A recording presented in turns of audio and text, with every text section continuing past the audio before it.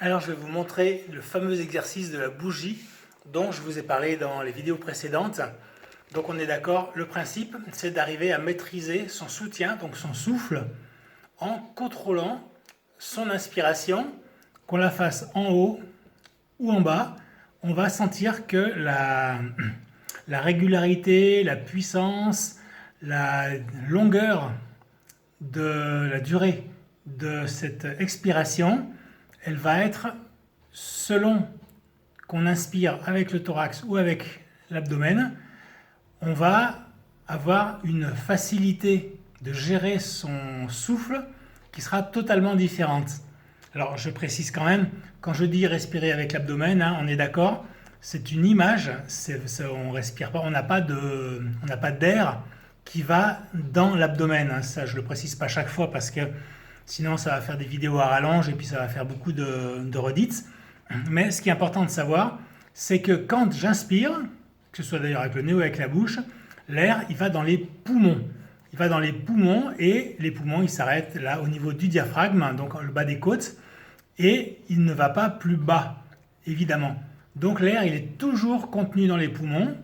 Quand on parle de respiration thoracique, donc avec le haut, ça veut dire que voilà, on dit exactement ce qui se passe, on inspire. Ça, c'est la respiration, on va dire, sportive, celle qui permet de se booster pour faire un effort. Quand on parle de respiration abdominale, l'air, il va toujours dans les poumons, il ne peut pas aller ailleurs, évidemment. Si on a de l'air dans le ventre, alors on ne parle plus de respiration, on parle d'aérophagie, et là, c'est complètement un autre sujet. Ce n'est pas le propos. Ici, si je parle de respiration abdominale, c'est une image, c'est une façon de comprendre que le moteur de l'inspiration, lui, il est musculaire et il se passe en bas. C'est-à-dire, alors ça je vous l'ai montré dans d'autres vidéos, j'en parle évidemment dans ma méthode de chant avec un chapitre qui est entièrement consacré à la respiration. On va lâcher les muscles abdominaux qui retiennent les organes vers l'intérieur. On lâche le ventre va sortir, donc on va se retrouver avec quelque chose qui ressemble un peu à un ventre gonflé ou à un gros ventre, mais ça permet de faire plus de place pour les organes qui vont devoir descendre. Ça va faire un appel vers le diaphragme qui lui aussi va pouvoir descendre puisqu'il aura de la place pour ça. Et le diaphragme, en descendant, va entraîner le bas des poumons et du coup, en descendant leur partie basse, les poumons vont créer une espèce d'appel d'air qui va permettre, lorsque tu as la bouche ouverte, de se remplir plus facilement par une sorte de dépression. Donc l'air va remplir de manière plus qualitative, plus complète les poumons jusqu'en bas.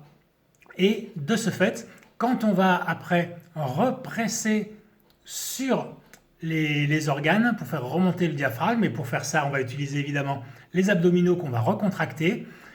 On contracte les abdos, les organes vont remonter, vont repousser le diaphragme vers le haut, donc les poumons vont être pressés comme une sorte de ballon de baudruche qu'on presserait par le bas, et du coup avec cette surpression, l'air va sortir donc par la bouche, et c'est là-dessus qu'on va placer notre chant quand on veut chanter.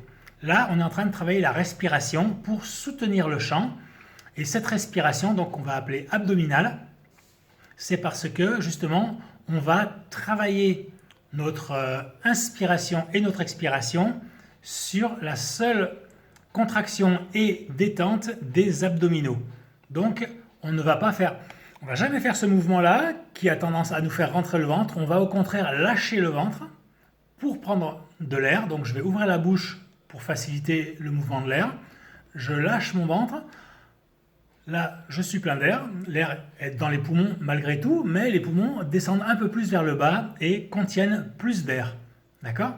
Une fois que j'ai fait ça, je vais contracter tout doucement mes abdominaux. D'ailleurs, au début, je n'ai même pas besoin de le faire, ça va se faire tout seul. Et au fur et à mesure, je vais avoir besoin de presser sur mes abdominaux pour continuer à donner de la pression donc, en bas des poumons. C'est comme un ballon de baudruche, une fois qu'il est rempli. Si on ouvre donc l'ouverture, je ne sais pas comment on appelle ça, le bec, au départ, on n'a pas besoin de presser sur le ballon. L'air sort tout seul parce qu'il y a de la pression dans le ballon de baudruche. Mais par contre, si à un moment, je commence à avoir moins d'air, je sens qu'il y a moins de pression, moins d'air qui sort, alors je vais avoir besoin de presser un peu sur le ballon de baudruche pour continuer à sortir de l'air du ballon. D'accord? Ici, c'est pareil. Au début, je vais donc prendre de l'air en lâchant mon ventre. Je vais commencer à souffler très légèrement de l'air donc avec ma bouche. Et à un moment, je vais sentir que si le débit diminue, eh bien, je vais devoir rentrer, contracter mes abdominaux pour presser, avec la chaîne dont j'ai parlé tout à l'heure, sur le bas des poumons pour que l'air continue à sortir. Alors le truc, c'est que quand je vais le faire, je ne vais pas pouvoir parler en même temps. Donc c'est pour ça que je vous décris tout le processus avant et vous allez voir comment ça se passe. Alors pourquoi j'ai une bougie devant moi? J'en ai à peine parlé dans les vidéos précédentes.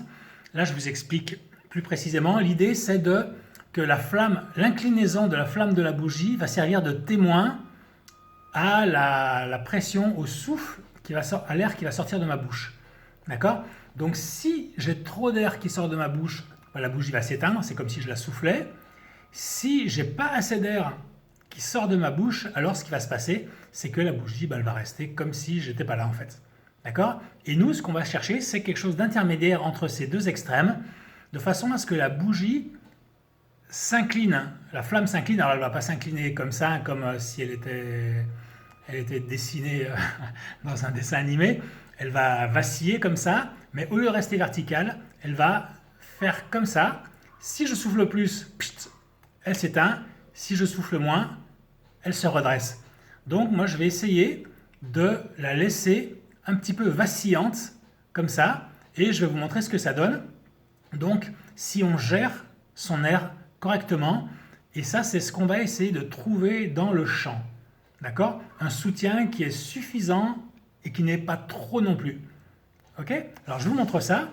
Alors, ça tombe bien, il y a juste un petit peu de soleil qui arrive. Donc, je vous montre la flamme comme ça. J'espère qu'on va bien voir. Je prends ma respiration et j'y vais.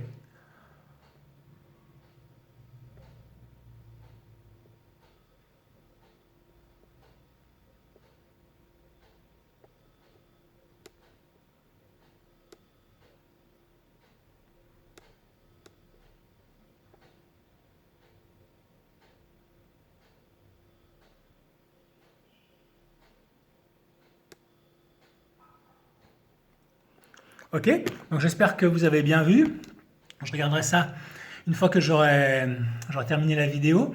Vous avez peut-être vu qu'au début, j'ai un peu étalonné mon souffle, c'est-à-dire que j'ai soufflé pour incliner la flamme, j'ai un petit peu lâché pour qu'elle se redresse, j'ai de nouveau un peu soufflé, j'ai de nouveau lâché, de façon à ce que je prenne un peu mes repères. Et après, une fois que j'avais trouvé la bonne quantité de débit d'air que je devais produire, alors j'ai continué de manière la plus rectiligne possible.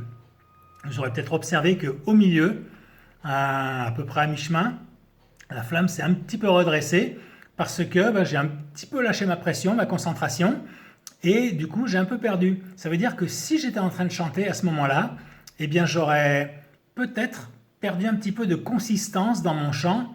Alors, je pense que ça ne se serait pas entendu parce qu'avec l'expérience, on sait gérer ça et on sait compenser pour que ça ne s'entende pas. Je dis d'ailleurs toujours que les professionnels, c'est pas le principe d'être pro, c'est pas de ne pas faire d'erreurs, c'est de faire des erreurs qui ne se remarquent pas. Donc voilà, ça c'était la petite parenthèse.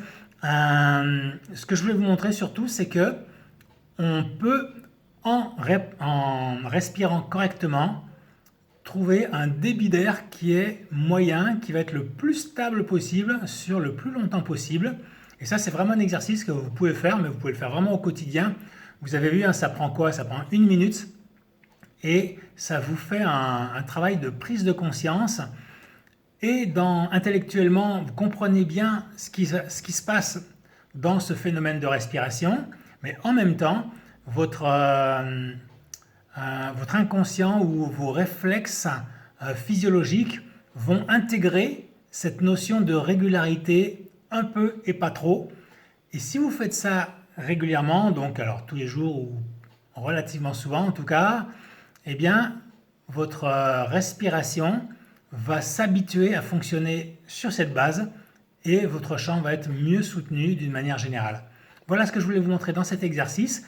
Si la vidéo vous a plu, eh bien évidemment, je vous demande de la liker. Moi, ça me fait plaisir. Ça me permet de voir que les vidéos, elles vous plaisent. Sinon, je ne peux pas savoir.